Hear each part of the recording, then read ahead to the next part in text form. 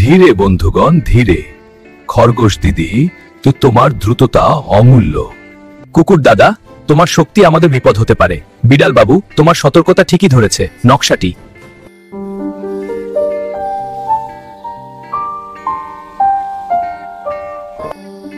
নকশাটি বলছে, আলো যার গতি, জ্ঞান তার স্থিতি, শক্তি যার ভিত্তি।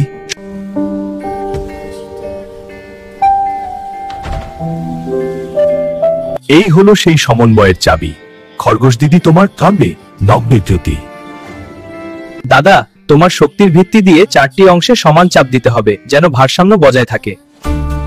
আর বিড়াল বাবু, তোমার সতর্কতা দিয়ে খেয়াল রাখতে হবে, চাপ যেন মাত্রাতিরিক্ত না হয়।